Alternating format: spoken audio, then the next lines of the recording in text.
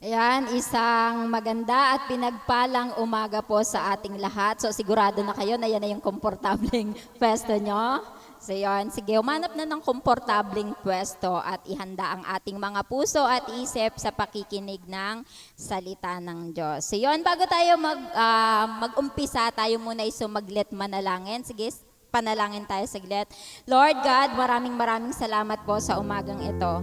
Salamat, Panginoon, sa kabutihan mo at sa katapatan mo sa amin, Panginoon. Salamat, Lord, sa isang linggong pag-iingat at paggagabay sa iyong mga anak. Salamat, Lord God, na kahit na malakas po ang ulan kanina, dinako mo ang bawat isa sa lugar na to, Panginoon. Salamat, Lord God. Lord, sa oras na to, Panginoon, patuloy mo pong buksan ang aming puso at isip, Panginoon. Marinig namin ang maunawaan namin ng malinaw ang nais mong sabihin sa amin sa umagang ito, Father God. Ikaw po ang patuloy, banal na Espiritu, ikaw ang aming maging tagapagturo sa umagang ito, Panginoon. Lord God, ang mga anak mo, Panginoon, ay lalabas sa pintuang yan, Panginoon, mamaya pagkatapos ng worship, Panginoon, na napagpala ng iyong mga salita. Marami pong salamat, Ama. Lord, ang lahat ng babanggitin ng iyong abang lingkod na mga salita, magbigay kapurihan sa dakilang pangalan mo. Marami pong salamat, pinupuri ka namin at pinasasalamatan sa pangalan ni Jesus. Amen. So malakas na palakpak para sa ating Panginoon. So baka kasi medyo inaantok-antok pa kayo. So yun, so sa umagang ito tayo ay mag-aaral ng salita ng Lord. So ito ay pinamagatan kong paglilingkod sa Diyos na may katapatan ang ating matibay na paninindigan. So yun. So ang ating pong text, binasa na kanina, matatagpuan po natin sa Joshua, chapter 24, verse 13 to 15. So sabi po dyan, basahin natin ulit. Sundan nyo na lang po ako, nasa screen. Sabi po dyan, binigyan ko kayo ng lupaing hindi ninyo binungkal. Pinatira ko kayo sa mga lunsod na hindi kayo ang nagtayo. Kumain kayo ngayon ng ubas at ulibo na galing sa mga punong hindi kayo ang nagtanim. Sa 14, kaya ngayon sambahin ninyo si Yahweh at paglingkuran ninyo siya ng buong puso't katapatan. Alisin ninyo ang mga Diyos-Diyos ang dating sinasamba ng inyong mga ninuno sa Mesopotamia at sa Ehipto. Si Yahweh lamang ang inyong paglingkuran. Sa 15, at kung ayaw ninyong maglingkod kay Yahweh, pumili kayo ngayon kung sino ang inyong paglilingkuran. Ang mga Diyos na pinaglilingkuran ng inyong mga ninuno sa Mesopotamia o ang mga Diyos ng mga Amoreo na sinasamba dito sa lupaing inyong tinitirhan.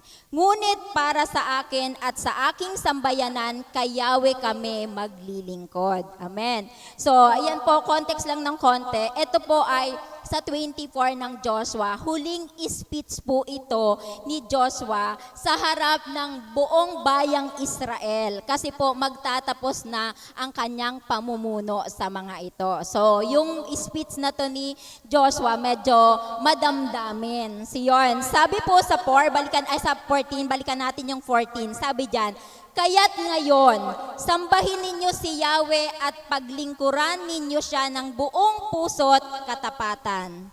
So tama po ba? Noon hanggang ngayon, ang hinihingi ng Lord na paglilingkod, buong puso at katapatan. Tama?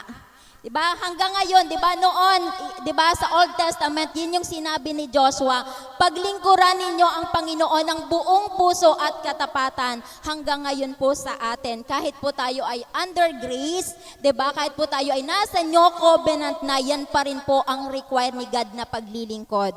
Tapat at buong pusong paglilingkod. Sabi niya nga, diba sa 1 Corinthians, sabi niya doon, give yourselves fully to the work of the Lord. Ibigay mo ang iyong sarili ng buo sa paglilingkod. Yamang alam mo na ang paglilingkod mo ay hindi nasasayang. So di ba, ano ding sabi ng Panginoon doon sa pinagkatiwalaan niya ng talent, yung 5 talent tsaka 2 talent, sabi niya, well done, faithful, a good and faithful.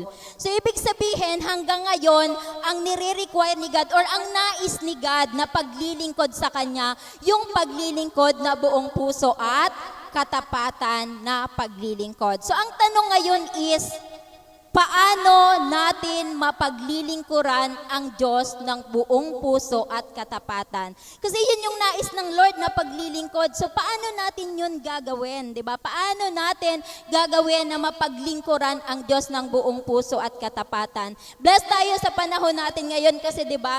Ang pinaglilingkuran natin ay Diyos na banal. Tama? Kaya ang ginawa ng ating ni God, sa pamamagitan ni Kristo, ginawa niya tayong banal upang maging karapat dapat tayong mapaglingkuran ang Diyos na banal.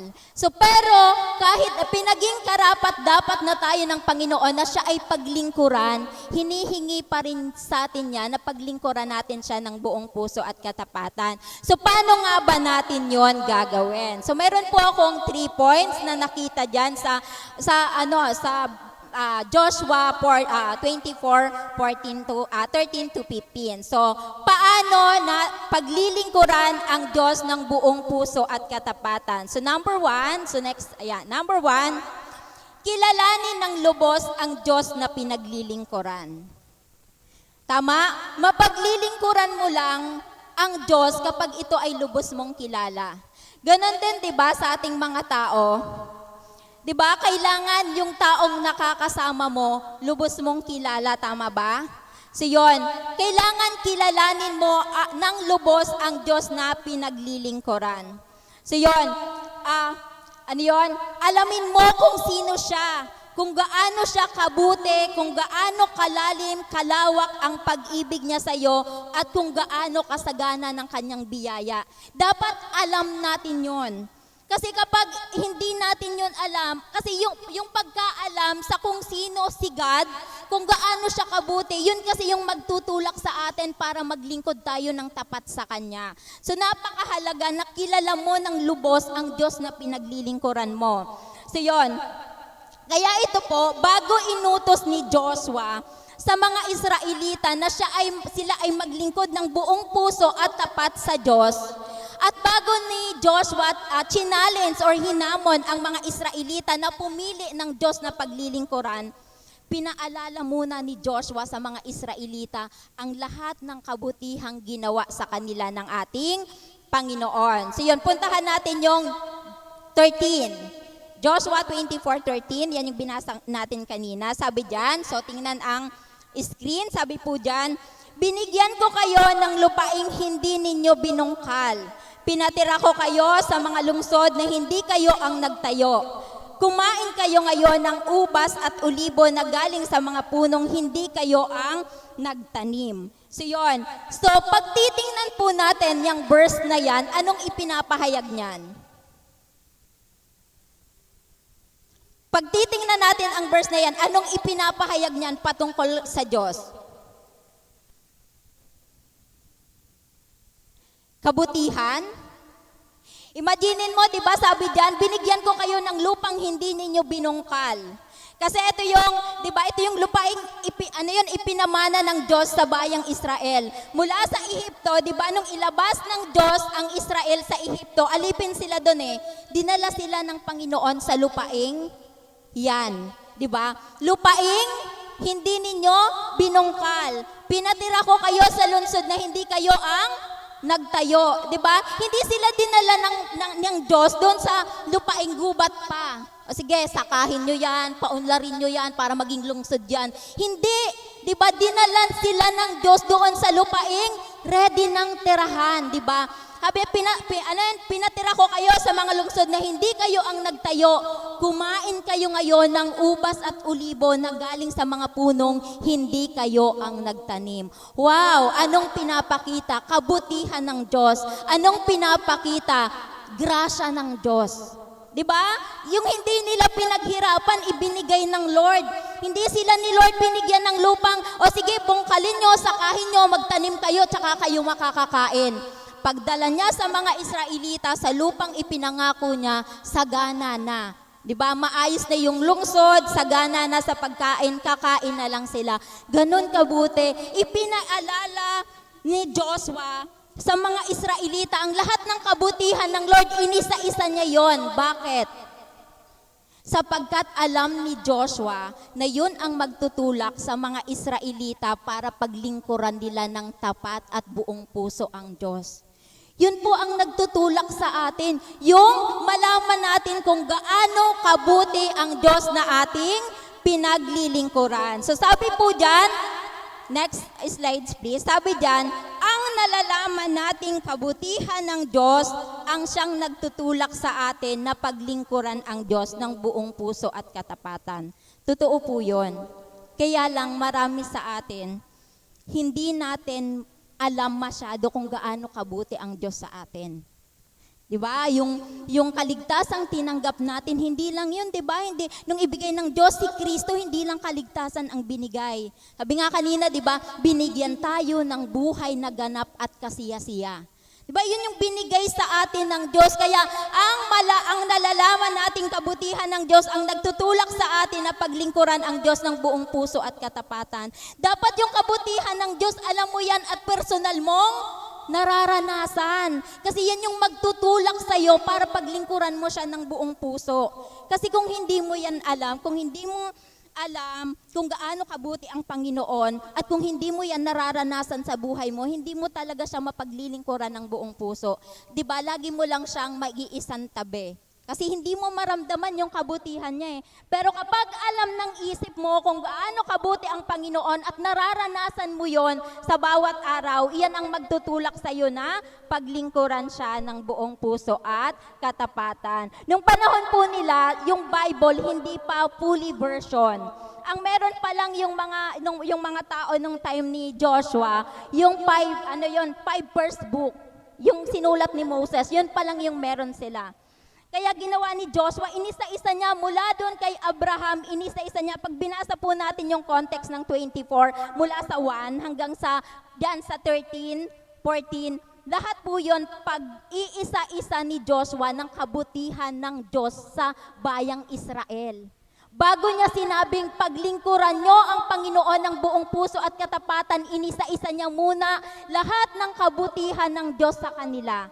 Kasi alam ni Joshua na yun yung magtutulak sa kanila na piliin ang Diyos paglingkuran at paglingkuran ito ng may katapatan. Ba pinaalala niya isa-isa. Alam niyo po tayo, may fully version na po tayo ng Bible. Itong Bible po na to, dito po nakasulat lahat ng kabutihan ng Lord. Dito po nakasulat ang lahat ng katangian ng Diyos na gusto niyang malaman mo. Gusto niyang makilala mo siya sa pamamagitan nito para mapaglingkuran mo siya ng tapat. 'Di ba? Kaya lahat ng tumatayo dito, laging ang encouragement, magbasa ng Bible, 'di ba? Umattend sa mga pag-aaral ng salita ng Diyos. Kaya lang minsan nakakalungkot, inaayawan natin 'yon. Para sa atin, kaabalahan. Diba? Hindi natin talaga mapaglilingkuran ang Lord ng may katapatan kung hindi natin siya kilala. So yun, kailangan kilala natin ang Diyos na ating pinaglilingkuran para siya ay mapaglingkuran natin ng buong puso. Sabi po ng Roma chapter 2 verse 4, sabi po, "O hinahamak mo ang Diyos sapagkat siya'y napakabait, matiisin at mapagpasensya. Hindi mo ba alam na ang kabutihan ng Diyos ang umaakay sa iyo upang magsisi at tumalikod sa kasalanan?" Totoo po to. Kaya po, di ba, pag nag-share tayo ng gospel love ni God, hindi tayo nag-share na, ikaw tumanggap ka sa Panginoon, maiimpyerno ka pag di ka tumanggap, di ba? Hindi ganon ang pag-share natin, ang sinishare natin love ni God. Kasi yun yung mag-aakay sa tao kung pag sinabi natin sa tao kung gaano sila kalab ni God at kung paano inalay ng Panginoong Hesus ang kanyang buhay sa krus ng Kalbaryo, yun po yung mag-aakay sa mga tao to repent. Ganon din po sa atin. Alam niyo po, di ba, sa buhay natin, kami po, ako personally, di ba, kami po na mga nagtuturo dito ng salita ng Diyos, hindi po mga perpekto ang buhay namin. Di ba? Hindi lahat po tayo, pare-parehas po tayo kung paanong inaayos po kayo ng Lord, inaayos din po kami ng Lord. Iba-iba lang nga tayo ng area na pinag-aayusan.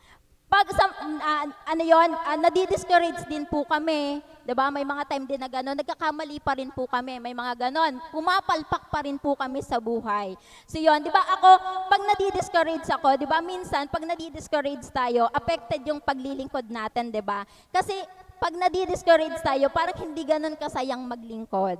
Ama, di ba kasi nadi-discourage kayo, may mga nakaka-discourage sa'yo at hindi, alam mo yung pag naglilingkod ka pero kulang yung saya, kulang yung sigla, kasi nga di ba may mga discouragement ka. Pero alam nyo po, totoo yon. Pag nare-realize ko kung gaano kabuti ng Panginoon, yun po yung papabalik sa ulirat ko. Wala sa ulirat. Di ba? Yun yung nagsasabi sa akin, Naan, sa ayusin mo yung buhay mo. Mabuti ang Diyos na pinaglilingkuran mo. Totoo po yun, di ba?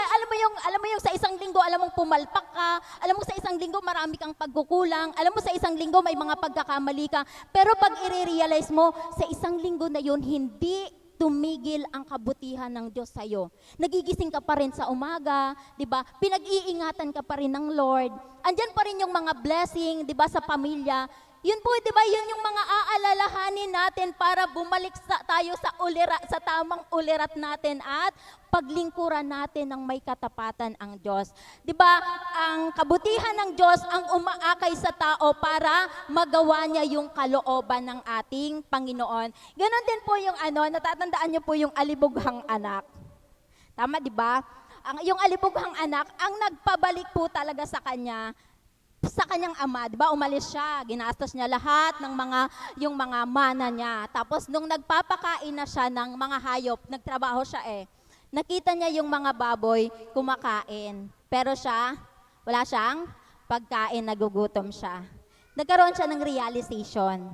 Sabi niya, sa bahay ng aking ama, maging ang mga katulong may pagkain. Yun yung nagpa-realize sa akin na babalik ako sa aking ama. Kahit maging katulong na lang ako, at least sa bahay ng ama ko, ang mga katulong may pagkain. 'Di ba? Yung na-realize niya, yung kabutihan ng kanyang ama, yun yung nagpabalik sa kanya, sa ama. So ganun din po tayo, 'di ba? Pag may mga pagkakataon na pinanghihinaan ka, may mga pagkakataon na nadi-discourage ka, alalahanin mo ang kabutihan ng Lord. Sa mga pagkakataon Lord, parang wala yata sa puso yung paglilingkod ko. Alalahanin mo kung gaano kabuti sa iyo ang Panginoon para iyon yung magtutulak sa iyo para paglingkuran mo siya ng tapat at buong puso. So yun po ang nagtutulak sa atin para ang Diyos ay ating mapaglingkuran ng tapat, ang kanyang kabutihan. So yun.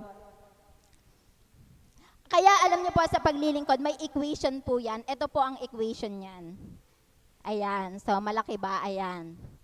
Knowing God equals to loving God equals serving God. Ang nakakalungkot, gustong laktawan yung knowing God, gusto agad doon sa serving God.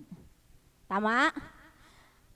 Pwede naman yan, di ba? Yung ilalampasan mo yung knowing God. Ang pagkilala kasi sa Lord, proseso yun Hindi siya matatapos sa buhay na to. Hanggat buhay tayo, kinikilala natin ang Diyos. Hanggat buhay tayo, araw-araw may nire-reveal siyang katangian niya sa atin, di ba? Sa mga experiences.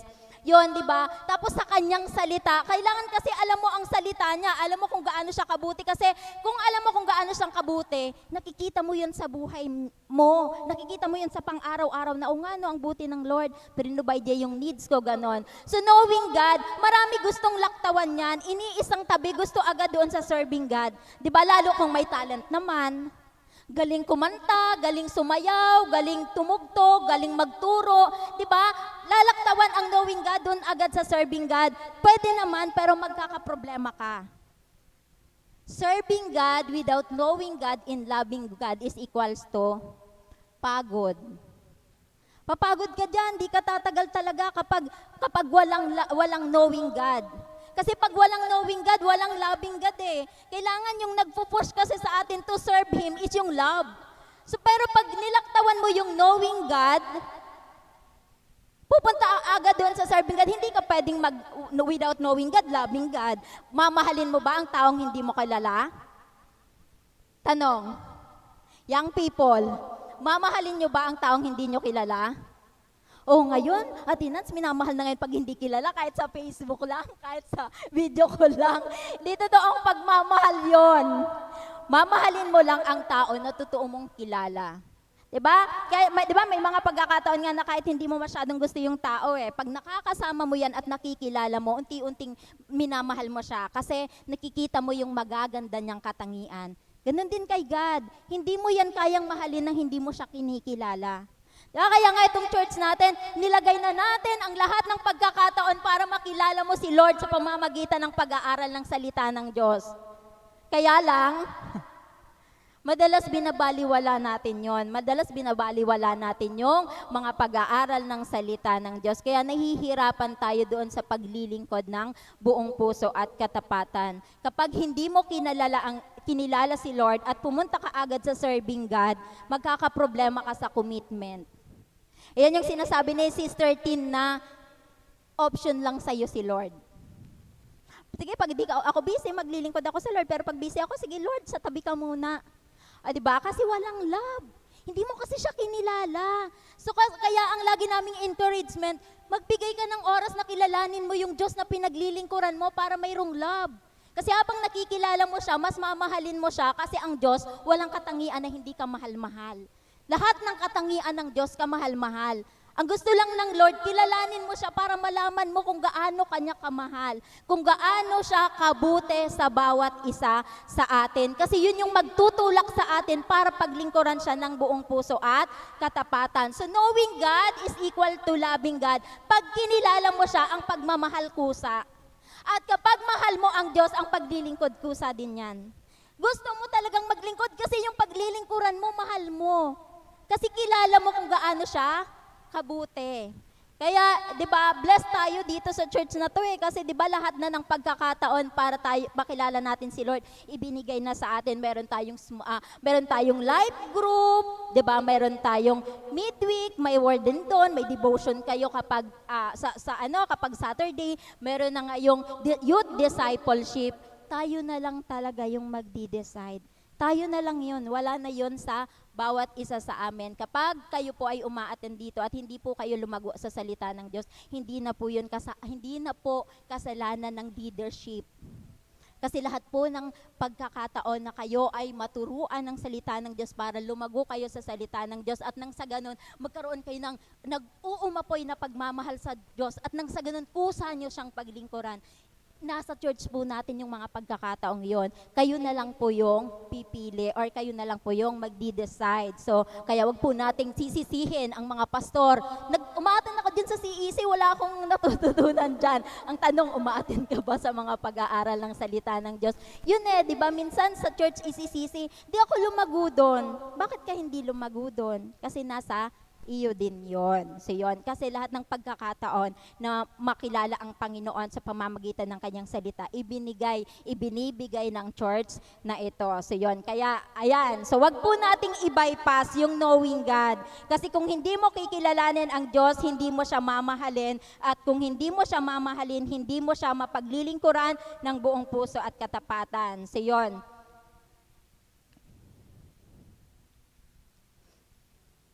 Yon, kaya minsan, di ba, yung naglilingkod tayo walang joy.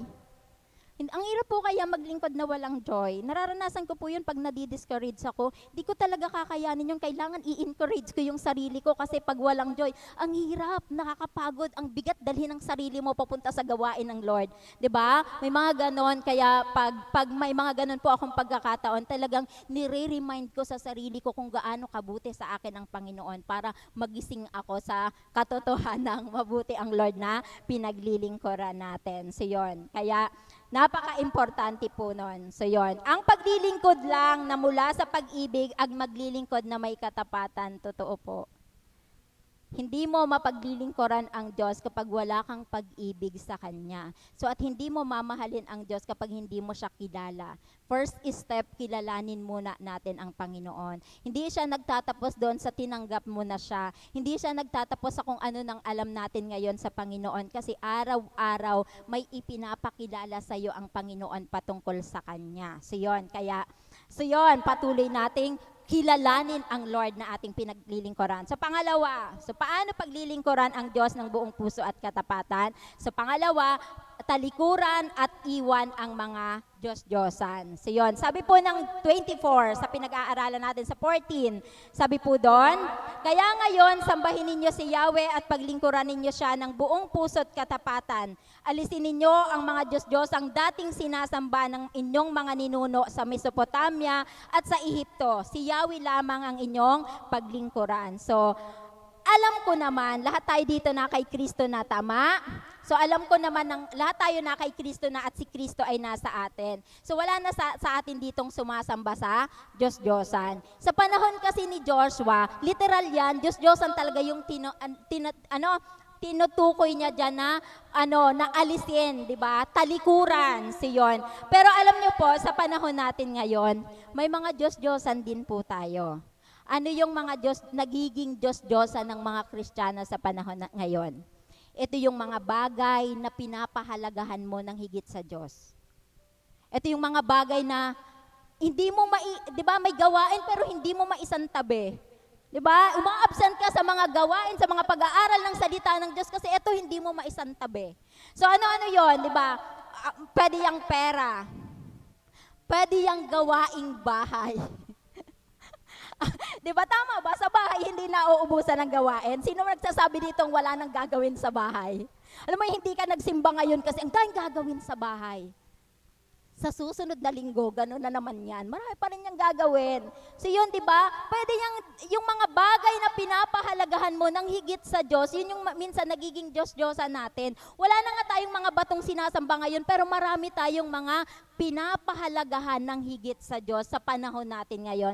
Minsan, yung mga tao at kaibigan sa paligid natin. Di ba? Yung hindi tayo umaten sa mga gawain kasi diyaya ng kaibigan. Nag-swimming. Tapos next week na lang ako babawi, next week nagyaya na naman. Umuo ka na naman. May piyesta sa kabilang barangay, umuo ka na naman ulit. Tapos sa susunod na naman daw, nagawain, may birthday naman. Di ba, hindi mo siya maisantabi. Kasi nga, nagiging Diyos-Diyosan mo siya, pinapahalagahan mo siya ng higit sa Diyos. Yun po ang mga Diyos-Diyosan ng mga Kristiyano ngayon. Ano pa? Social media, kabataan. Yung may discipleship tayo, magdamag kayong nag-cellphone. Puyat na puyat, alas 3 na, tulog pa. Aray, ang sakit. Di ba? Yung parang tulog.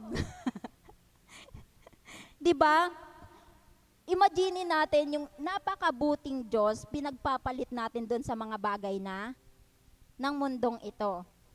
Diba? So pwede natin kasi yung maging Diyos-Diyosan. At ang pinakamahirap na Diyos-Diyosan natin, pinapahalagahan natin ng sobra, ng higit sa Panginoon, minsan sariling gusto. Di muna ako magsisimba. Ito ang gusto ko ngayon, Lord. Gusto ko muna mapasyal-pasyal, huminga-hinga. Di ba? Hindi ka ba makahinga sa Lord? Alam niyo po, totoo, ang kapahingahan natin ang Lord. Totoo po yan. Sa Lord mo mararanasan ang tunay na kapahingahan. Pwede kang matulog maghapon, nakapahinga yung physical mo, pero pagod pa rin yung pakaramdam mo. Kasi si Lord yung nagbibigay ng tunay na kapahingahan. Kaya dapat natututunan natin, iisang tabi yung mga bagay na yun. Unahin natin si Lord. Diba? Unahin natin ang Panginoon. Diba? Sabi ng Galatia, chapter 2, verse 20, sabi dyan, next, ate, ayan, sabi dyan, hindi na ako ang nabubuhay ngayon, kundi si Kristo na ang nabubuhay sa akin. Sabi dyan, hindi na ako ang nabubuhay kailan? Ngayon. O sa ngayon, hindi na ikaw ang nabubuhay sa sarili mo, si Kristo na. Kung si Kristo na ang nabubuhay sa'yo, dapat kalooban niya ang nasusunod. Kalooban niya, dapat kalooban mo. At kapag nag-conflict ang kalooban ni Lord at kalooban mo, magsasubmit yung kalooban mo sa kalooban ni Lord. Yung kalooban ni Lord ang laging masusunod kasi siya na yung nabubuhay sa atin ngayon. So napakahalaga po na matukoy natin yung mga bagay na pinapahalagahan natin ng sobra higit kay God. Ano ba yung mga nakakahadlang para wala ka ng midweek? Ano ba yung mga nakakahadlang para wala ka sa devotion ng practice? Ano ba yung mga nakakahadlang para bakit wala ka sa sa small group? Ano ba yung mga nakakahadlang sa iyo bakit wala ka sa youth discipleship? Dapat matukoy po natin yan. Malinaw mo dapat matukoy yan. At kapag natukoy mo po yan, ang sabi po doon, talikuran mo. Kaya mo yang talikuran. Alam mo kung bakit? Na kay Kristo ka. Nasa iyo na ang lakas ni Kristo. Kaya mong tumalikod sa kahit na anong humahad lang sa iyo para mabigay mo yung time mo sa Lord. Kaya mo po yan kasi, di ba, sabi nga, I can do all things through Christ who strengthens me. Kaya mo yan. Di ba, niloloko ka lang or dinadaya ka lang ng kaaway at sinasabi niyang hindi mo kayang talikuran yan. Kaya mo yan. Kasi hindi ka na alipin ng kasalanan, na kay Kristo ka na. So, kaya nating talikuran yung mga humahad lang sa atin, yung mga nagiging Diyos-Diyosan natin or yung mga pinapahalagahan natin ng higit sa Diyos. Kaya natin yung talikuran. So napakahalagang matukoy ang mga nagiging Diyos-Diyosan natin, mga bagay na pinapahalagahan ng higit sa Diyos. Yan ba ay pera, kaabalahan sa buhay, social media, yung mga games nang meron ang ating mga kabataan. So kapag natukoy mo ang mga bagay na napapahalagahan mo ng higit sa Diyos, magdesisyon kang talikuran ito. At kapag nagdesisyon kang talikuran ito, anong tawag nito? Pumili ka kung sino ang Diyos na pagdilingkuran mo. So yun, number 3, doon, yan yung magiging number 3 natin. Pagkatapos mong matukoy yung mga pinapahalagahan mo ng higit sa Diyos, piliin mong paglingkuran ang Diyos. Ang paglilingkod po kasi pagpili po yan. Kailangan piliin mo yan na mayroong paninindigan. Kasi, di ba, dadating yung time na magkakaproblema ka. O, pag wala kang paninindigan sa paglilingkod sa Panginoon, pag nagkaproblema ka, hindi mo na siya mapapaglingkuran. So, kailangan piliing paglingkuran ang Diyos ng may paninindigan. Joshua chapter 15, na po tayo, malapit na po akong matapos. Sa 15, sabi doon, at kung ayaw ninyong maglingkod kay Yahweh, pumili kayo ngayon kung sino ang inyong paglilingkuran. Ang mga Diyos na pinaglilingkuran ng inyong mga ninuno sa Mesopotamia o ang mga Diyos ng mga Amoreyo. Sabi diyan, na sinasamba dito sa lupaing inyong tinitirhan, ngunit para sa akin at sa aking sambayanan, kay Yahweh kami maglilingkod. O si Joshua po, pumili na. Hindi lang siya pumili para sa sarili niya, buong pamilya ipinili niya na. Kay Lord tayo maglilingkod, buong pamilya niya yon. Pinili niyang paglingkuran ang Panginoon. Napakahalaga yung desisyon na paglingkuran. Napakahalaga yung desisyon na piliin mo kung sino yung paglilingkuran mo. So yun. Kasi alam niyo po, pag hindi niyo pinili yung Diyos na paglilingkuran niyo, alam niyo po, sa Lord walang neutral ground. Lagi lang black and white sa Lord. Ayun, di ba? Pag hindi ang Diyos ang ama mo, demonyo ang ama mo. Ganon sa Lord. Di ba? Kapag hindi ka sa langit, sa impyerno ka. Ganon sa Panginoon. Kapag hindi ka nagsasabi ng totoo, sinungaling ka. Laging dalawa lang po yan sa Lord. Wala yang nakakalito. Wala siyang neutral ground. Walang gitna. Lagi lang yan black and white. So, di ba sabi ng Lord sa kanyang salita? Sabi ng Lord, ang hindi ko kakampi, kalaban ko. At ang hindi ko kasamang mag-ipon ay nagkakalat. See? Lagi lang black and white ang Lord. Walang neutral ground. Kaya importante yung pagpili. Kasi kapag pinili mong paglingkuran ang Lord, magsimula kang paglingkuran siya. Hindi pwedeng pinili mo lang siya. Hindi pwedeng pinili mo lang, tapos wala kang gagawin. Lord, ikaw ang pinipili kong paglingkuran, tapos wala ka namang ginagawang paglilingkod. Mapapansin mo yung sarili mo, andun ka na ulit sa Diyos-Diyosan mo. Ganun po yun kasi walang neutral ground sa Kanya. Lagi lang po yung ako o Diyos-Diyosan. Yun lang po yun palagi.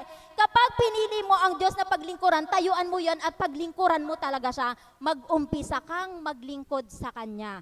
Kasi kapag hindi ka nag-umpisang maglingkod sa Kanya, pinili mo lang siya, pabalik ka uli doon sa Diyos-Diyosan. Pabalik ka uli doon sa mga bagay na pinapahalagahan mo ng higit sa Diyos. Hindi ka makakaalis dyan. Laging ganun lang. Kaya kapag nagdesisyon ka, tulad ni Joshua, nagdesisyon siya na paglingkuran ang Diyos. Alam ko dito, lahat tayo magdidesisyon na paglingkuran ang Diyos. Tama? Kapag nagdesisyon ka na paglingkuran ang Diyos, magsimula kang maglingkod. Kasi unti-unti ka uling dadalhin yan sa Diyos-Diyosan, sa mga bagay na pinapahalagahan mo ng higit sa Diyos. Kaya minsan nagtatanong ang isang Kristiyano, Lord, ano ba yan? Ba't parang hindi na ako nakakaalis sa ganito? Parang anong tawag noon? Stagnant. Di ba? Stagnant. Gusto ko naman, Lord, paglingkuran kita, pero bakit hindi ko magawa? Kasi nga hindi ka pumipili at hindi mo tinatayuan yung pinili mo.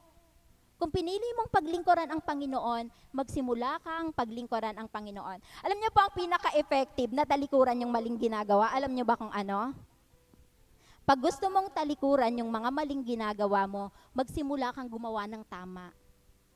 Kasi kapag nagdesisyon ka lang na okay, malito, na-realize mo, okay, malito, tatalikuran ko to, stop, hindi ko na to gagawin. Pag nag-stop ka lang, hindi mo yun gagawin, tas wala kang ginawang tama, unti-unti mong babalikan yon. Kasi walang neutral ground, lagi lang yan, mali or tama. So kapag nag-decide kang talikuran ang mali, magsimula kang gumawa ng tama, doon mo siya effective na matatalikuran talaga. Ganon din sa paglilingkod, di ba? Kung gusto mong paglingkuran ang Panginoon, paglingkuran mo, mag-umpisa kang maglingkod sa Kanya. Kaya napakahalaga yung pagpili. So yun, sabi diyan sa verse, at kung, tama yan ate, sabi diyan, at kung ayaw nyong paglingkuran si Yahweh, pumili kayo ngayon kung sino ang inyong paglilingkuran.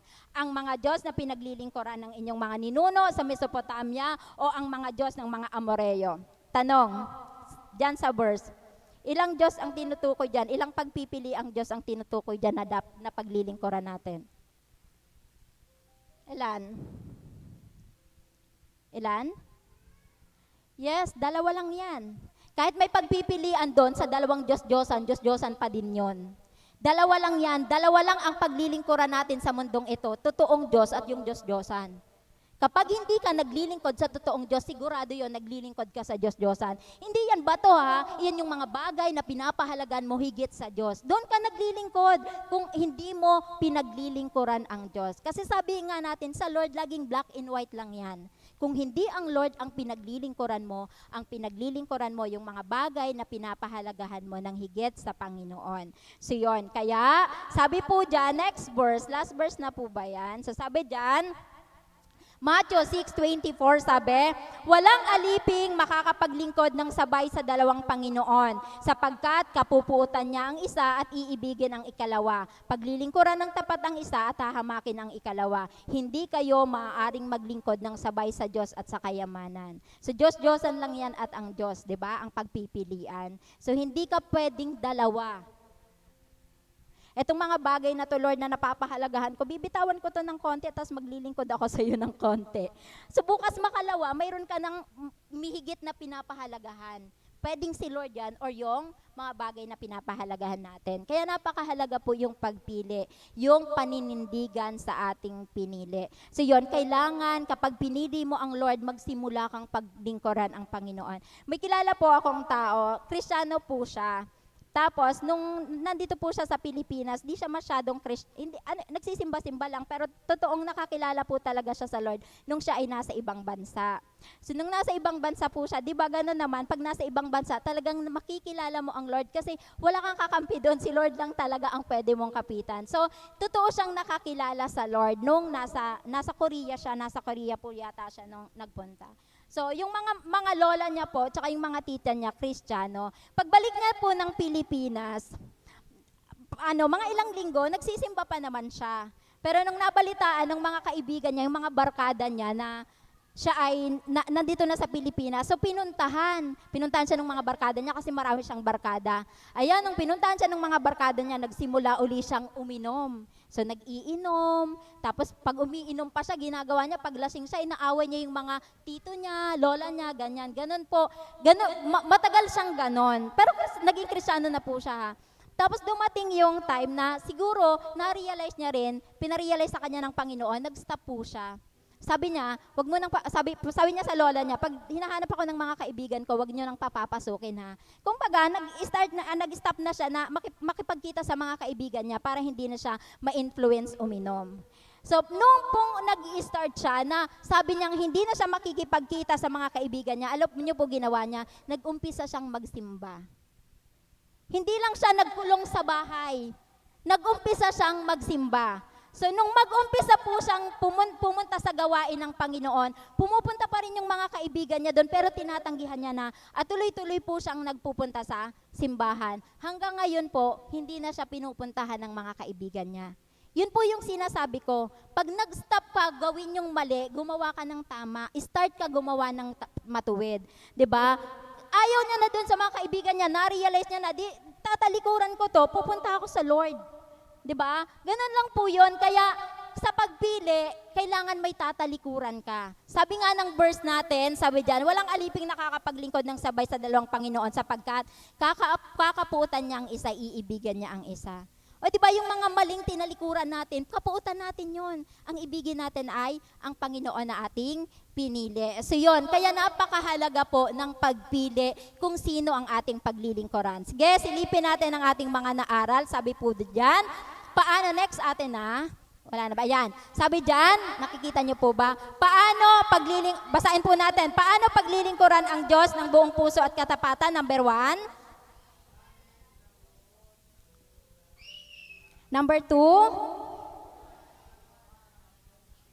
Number 3. Amen. So ang atin pong big idea, kay Kristo ako'y maglilingkod ng totoo. So pray po tayo. Lord, salamat Panginoon sa umagang ito. Salamat po Lord God sa iyong mga salita Panginoon na nagpaalala sa amin Panginoon. Nagpaalala sa amin Lord kung paano ka namin mapaglilingkuran ng may katapatan Panginoon at buong puso God.